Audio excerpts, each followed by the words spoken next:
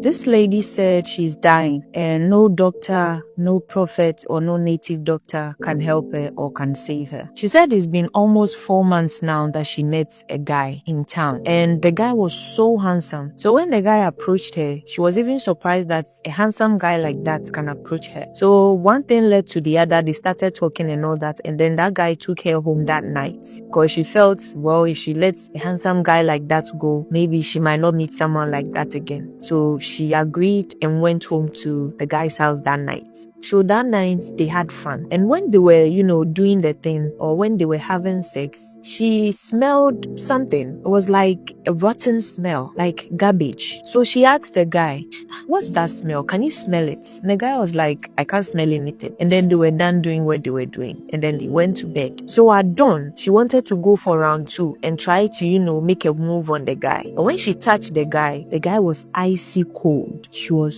shocked and scared. She even put, her hand around the guy's nose like this to check if he was alive. And there was no air. So she just said a silent prayer and then went to bed. So in the morning when she woke up, she realized that, oh, the guy is not dead. He's actually, awake. And then she got ready and all that. And then the guy gave her money, like enough, very huge money. And she was even surprised. So the guy dropped her off. But she said when the guy was dropping her off, like the guy couldn't even look at her. She didn't understand why. So they got to her place. She just alighted and then the guy left. So when she got home, she tried calling the guy's number, but the guy has blocked her. So she didn't care. She was like, well, at least I got huge amounts of money from this. So if our short relationship is going to end like this, I don't care. At least I won't feel like I've been used. So that evening, she actually sleeps with her sister in the same room. So that evening, when she was sleeping, at dawn, she woke up and she could perceive a smell of blood, very pungent one, very heavy in the room. So she woke her sister up and was like,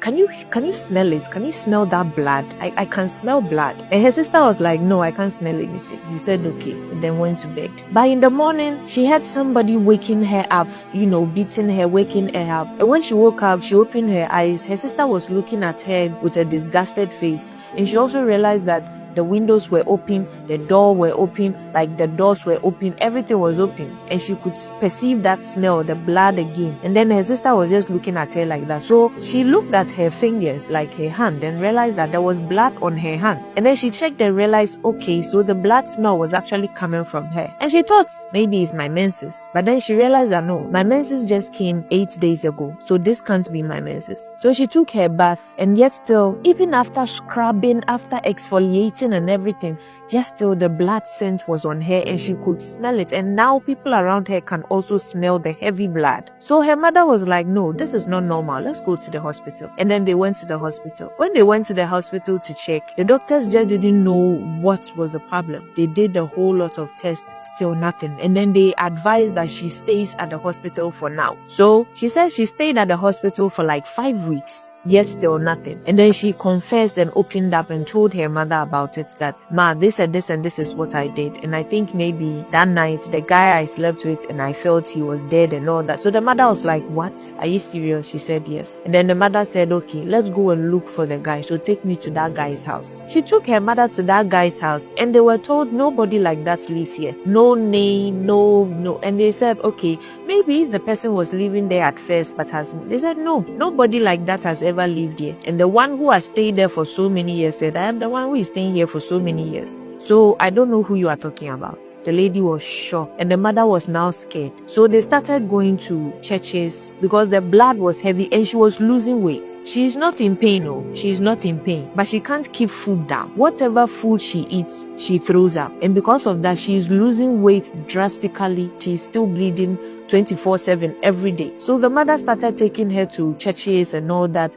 She has been steamed. She has drunk concoction. She has done all the aquanchere she can do, everything, but still nothing. Some pastors will see her and go like, I'm sorry, but I can't even meddle in this. I can't, be involved in this. Meaning it was serious. So the mother remembered that in her hometown, there was a powerful native doctor there. So she took her to that native doctor in their village. So when they got to that native doctor, he was open. He told them point blank, you are a walking dead. You're already dead. You just have to wait till the body just goes. go spa, and that's it. You are dead. And the man told her that that guy you slept with wasn't a human being, and he left some small animals in your system, in you, spiritually. So they feed on your blood. Any food you eat, they don't like food, they like blood. So any food you eat, they will push it out. That is why every food you eat, you vomit it out. And that is why you are losing weight. And with you losing all the weight and all that, that particular guy or whoever you slept with is getting rich out of that.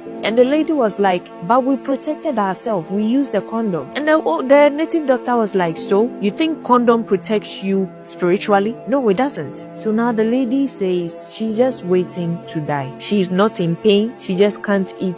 And now she's just bony and waiting just to die. Ladies or young ladies out there, be very careful. Even the one you are dating as your boyfriend can turn and use you for rituals. How much more somebody you just met today and you are following the person to go and sleep with them, and you are happy because the person is giving you a lot of money. Pepper, why? So you see, now you are dying, or now you are dead. In fact, you are dead. No pastor is able to help you. No native doctor is even able to help you. You people need to understand that we human beings are not the only ones walking on this earth. There are mystical beings and there are demons walking on this earth. Sex is a spiritual thing. If you cannot abstain from sex, get married. If you are not financially stable to get married, sit the person down. Let the family know that this is the person you want to be with, and stop sleeping around. You are just doing so ties left, right, front, center. And when your life is now messed up and everything you do doesn't go well, you keep asking yourself, why is everything not going well for you? Be careful, because that punani is a very special thing